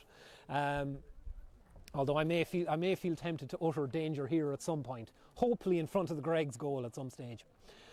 We're at the second water break. It's Pádraig Murray taking the lead in terms of conversation. You always know Pádraig is serious when he doesn't have the mug of tea in his hand. That's when you know things are getting very, very serious in his case. He's looking to try and give that little moment of inspiration, whatever it takes to just push them over the line. There's no doubt, it has to be said, so far in this championship, St. Aidan's, a desperate start to the first half of that St. Folia's game. Really didn't get up to the pace of it at all. But since then, you'd have to be quite encouraged with what's happening. I understand, obviously, there was no win last week. This game could go either way yet. You'd say, look, we did say half-time 4-point lead was probably a fair enough reflection, or probably an accurate reflection of what you needed with the wind. By that logic, you could probably say St. Aidan's maybe wanted to be back within 1 or 2 at this stage, as opposed to still 3 points adrift. But definitely it's still there for them. It's just a question, are they able to create that goal chance that might be needed? Be interesting to see now. Darren McCarthy, he's been brought in maybe to add a little bit more nippiness, a little bit more pace, hopefully like that. We did talk about how crucial it could be if, I love the way I said we did talk about, as if you haven't been listening to this entire monologue the whole way through, wondering when are you going to hear the end of this off the accent. But anyway, that's all you got. There you go. But as I said, about like that slip from a defender could be absolutely crucial. It could make all the difference. The likes of Darren McCarthy, I'd say he'd be more likely to maybe take on a defender than someone like Ray Kennedy, which I'm sure inspired that substitution. St. Aidan's back on the field here. I'm keeping my eyes on it to see if there's any more unfamiliar faces. I don't see any changes on the Creggs side anyway. They're on the camera side of the ground, and no one else here that I see. So no, it's as you were. Yeah, as he gets closer, I'm pretty sure that is James Corbett gone in for St. Aidan's there, but we'll see. Mark Brandon warming up for Creggs. Well, I'm told Mark Brandon is warming up for Creggs, so as to say, when you want to control a game, send for a scrum half. I suppose there's a bit of logic in that. We're back underway. A goal and kick out goes short. This could be that moment. This could be that danger here moment. Kevin Gavin scoops it up. Kick out went wrong from James Kenny. First one of the day. First one went wrong. And to be honest, I think that was one of those situations where getting away with just conceding a point was probably no bad thing there. The kick out went short. It wasn't a clean win. It broke kindly. It broke for Creggs' man. James came out, tried to attack it. He was caught off his line, but Kevin Gavin just dinked it over the line. He goes for the kick out here. Cathal Dolan does incredibly well, breaks it down into his path, feeds it into Dara McCarthy. Dara to Owen Fallon, to Cathal Dolan. Cathal takes it into the tackle. Enda O'Rourke kind of holds him up. Niall Hines spills the ball, and the ball is spilled before it gets to Keith Waldron, and Creggs are able to effect the turnover. That was a missed opportunity there, really. It was a good chance for St. Aidan's. They had a good possession. Just as the ball came to Niall Hines, it didn't go to hand. It fell on the deck. Possibly Niall probably needed to go down on it rather than just scoop the ball along the ground. He needed to just get possession and just reset things. Didn't work out that way. So again, as we discussed, it's 1 goal and 10 to Creggs, 9 points to St. Aidan's here. And definitely, it's at this stage of the game where you start becoming conscious of the clock ticking, because there's no question Creggs would be well able to kind of control the play, keep possession of the ball. They have some fantastic runners, guys that can take the ball into possession. That's a tough over-carrying call on James McCaig there now. There's been a few over-carrying calls today that have been extremely harsh. Owen Fallon wins that free. Given down towards Shane Byrne. Shane wins it in traffic. Can he get the ball out? He had to drop it on the ground, or he would have been forced giving away over-carrying himself, and the ball is turned over. Noel Gately wins it. Solo's ahead of himself, but it falls into the path of Kevin Gavin. Kevin tries to take on Mark Higgins, is pushed backwards. Ball comes back for Shane Dowd here. Shane held up by Cathal Dowd. Ball back inside to Sean Darmody, and you can actually tell there's a little bit more tension. People can sense we're getting into the business end of proceedings. We're getting into where it matters now. Enda O'Rourke's ball down, won by Gary Kelly. Gary, who's done a good job on Ronan Dowd in this half, wins the free there after getting out in front of the ball. Andy Higgins chips it to Owen Fallon, and we're back underway. There's an excellent tempo to this game as well. Very few stoppages, a couple of injury and 4 stoppages, but generally speaking, both sides want to keep the ball moving, want to keep things going. Owen Fallon here is the one. He's been dragged down, pulled from behind by Matthew Brown. And again, probably a genuine attempt to tackle, but at the same time, Matthew, I've seen yellow cards given for that. I would say we've had a good few yellow cards here today now, 6 by my count, and I would say that that was probably as much of a yellow card as any of them. Keith Waldron here now, chips the ball in. Shane Byrne wins it. Is he able to get his right foot on the ball? He's accurate when he gets the room to kick. Shane, no, he has to go back. Flicks it across. Mark Higgins here. Mark Higgins now. Mark going for the shot. Wouldn't be the kind of territory Mark Higgins would be used to finding himself in. Gets a decent dig on the ball, gets a good contact, but pushes it out wide and right. Third St. Aidan's wide in this half.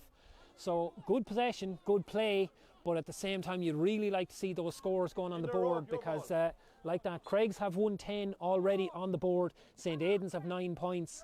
You know, like, you're getting to a stage now when scoring 4 points in the remainder of the time will be tricky. That goal might be needed. Long kick out again from Eugene Fleming. These kickouts are such an asset for Creggs, because I mean, even against the wind he's crossing halfway. It's just a fantastic dig of the ball, and it's a huge weapon for a team to have, not alone because of the length you get, but because it opens up the field so much and makes the short kick out so much easier, because your players can push so far forward and give the defenders a bit of room to run into. So Creggs have won possession. Shane Dowd here, worked back. Ronan Dowd now playing the ball into Paul Brandon. Paul Brandon comes across to Colin Canny. Colin looks to dink the ball in. Sean Darmody in a load of space, found in loads of room. Ball comes on. Kevin Gavin charging in, and again I have to say that's another one of those frees. There's been plenty of them both ways, but that's another one of those frees that I really didn't see an awful lot in it. Kevin was running onto it, he ran into the tackle, and short of stepping aside and ushering him out of the way, I'm not really sure what Dermot Lyons expected the St. Aidan's defender to do there. I listened to a very good podcast during the lockdown. Actually, it was about World War I. It was a very, very heavy hitting stuff. I'm trying to remember. It was Carlin, I think, was the guy that did it. I'll come up with the name later. I'll post it on the Facebook feed, but it was incredible. But it was great stuff about that, how in World War I Germany got annoyed because Belgium didn't just get out of the way and let them just roll through the country and invade France. Load of stuff I hadn't been aware of. Really, really fascinating stuff. And when you've nothing else for doing except going out and running the roads around Fiva and down into Derrycahill, you may as well be listening to something useful. That free's been chipped over the bar by Shane Dowd. Says you, there still is a game going on. Stop talking nonsense about World War I. Shane Dowd chips that ball over the bar and puts Creggs 5 points in front. So Creggs now leading by 1 goal and 11 to 9 points. Cathal Kelly wins the ball, wins the free, back to Mark Higgins and across to Gary Kelly. Jimmy Corbett here now, back into Owen Fallon. Owen back now to Corbett. Corbett looks to do a little shoulder shutter step, has to go backwards. He's held up well, but he holds possession and he wins a free on the 45-metre line.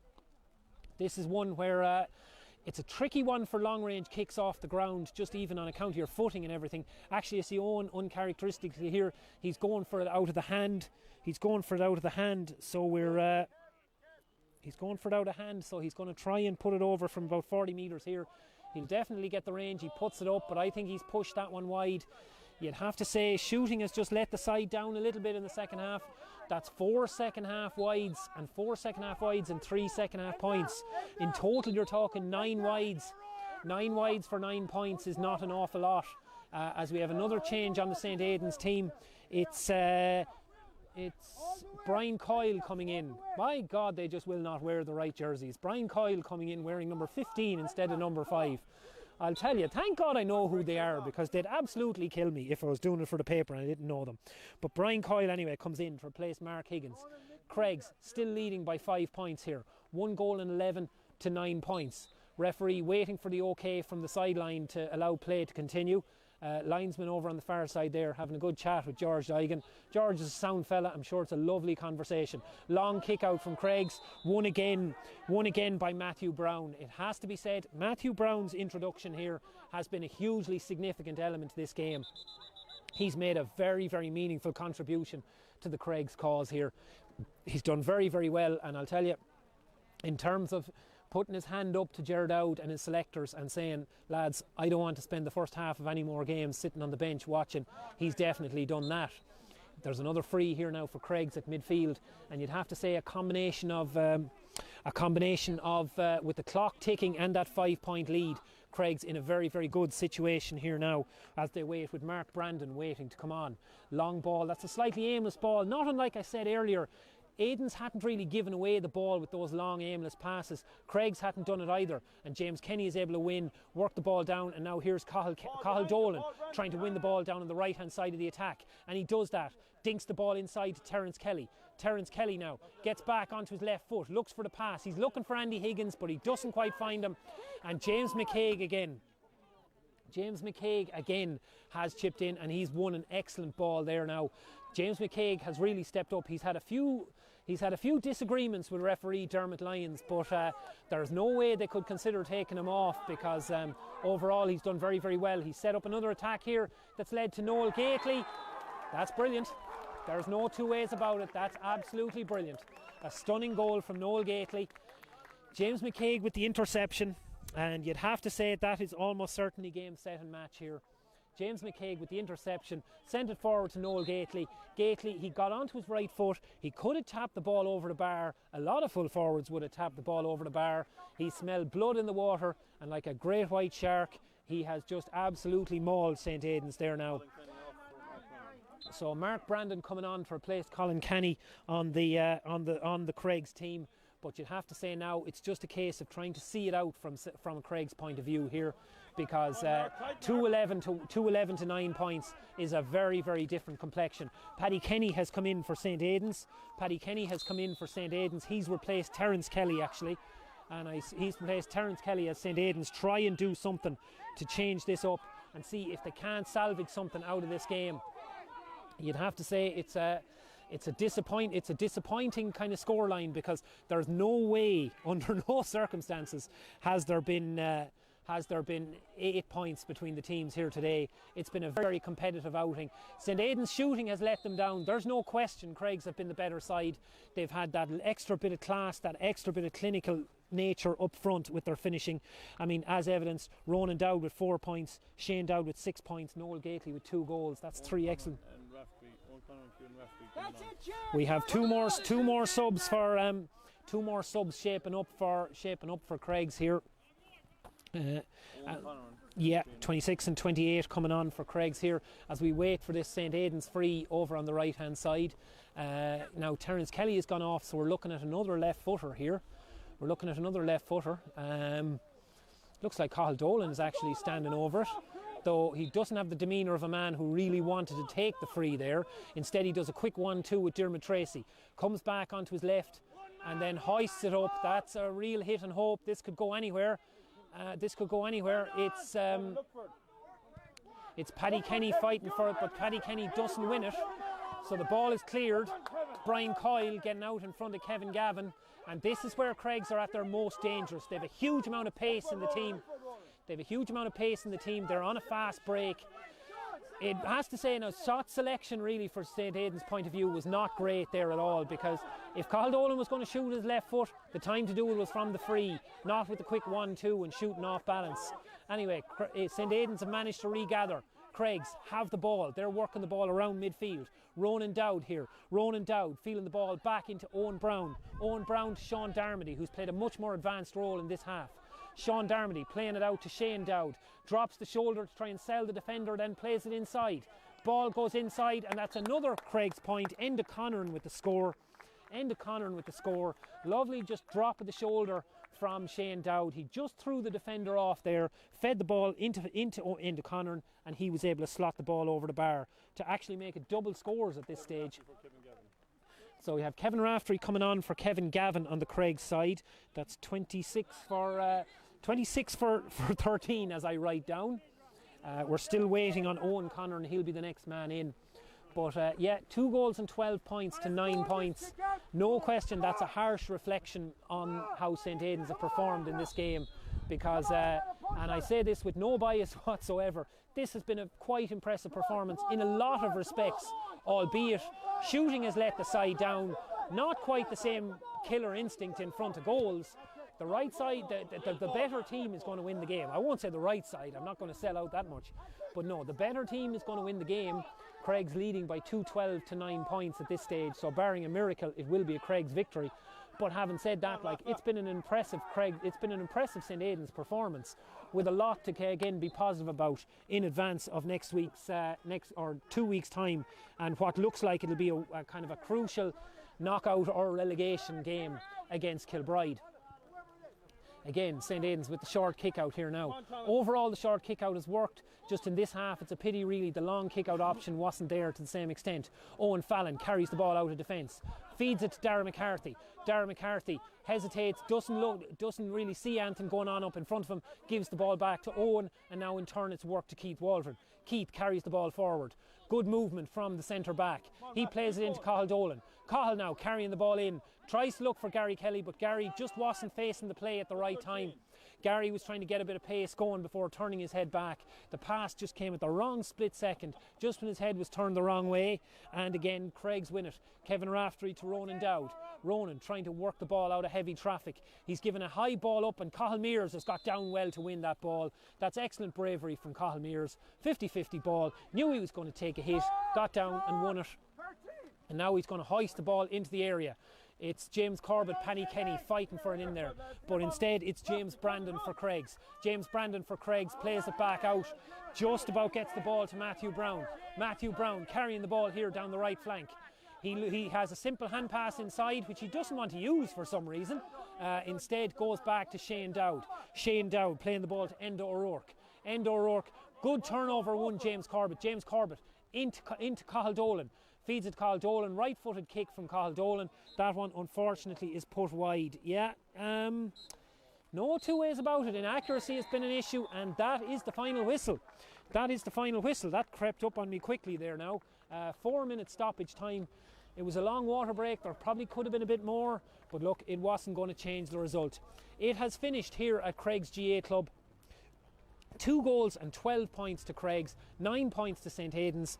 Definitely the better team won the game, Probably not, the margin a little bit harsh for what was a very, very competitive tie, a game that was 1-8 to 9 points early in the second half. But from then on, Creggs powered on. They got the last 1-4 without reply, and that really was the difference between the sides. They just had that little bit more class just in terms of finishing. 2 superb goals from Noel Gately, it has to be said. Really, really excellent strikes. So we're all done here. It's all counting down until 2 weeks' time. It'll all be settled in Ballyforan. Kilbride, I need to check how Kilbride and Fáile's gone on today. I don't actually have that to hand. But if that went as most people would have expected, with Fáile's winning it, then it'll be a showdown. Even if Kilbride win that game, St Aidan still will be in with a chance if they can win that, and then they'd be hoping for a win for Fáile's over Creggs. That would give, or even a draw in that game, that would mean they'd qualify for knockouts on a head-to-head rule. But either way, unfortunately, no points out of 2 games so far. 2 goals in 12 to 9 points. I want to say thanks to everybody involved in Creggs GA Club, who've been fantastic hosts here today. Lovely setup. They've done everything they could to try and help us out to bring this broadcast out there. I want to say thanks to Michael and Maria Carty for doing all the professional. Seriously, you would not believe the technical expertise that's going on here beside me, and the equipment. I'll tell you, I was quite daunted altogether, and maybe I babble when I'm nervous and intimidated, and that's why I'm talking so much. That could be it. And most of all, thanks to yourselves. Like I said, strange times in COVID-19, but look, everyone, stay safe, look after yourselves. It'll be great to see you at a game when it's safe for there to be crowds at games again. In the meantime, we'll make sure we keep bringing you all the details. Thanks to everyone. I've been Kevin Egan. Final score here is Creggs 2 goals and 12 points. St. Aidan.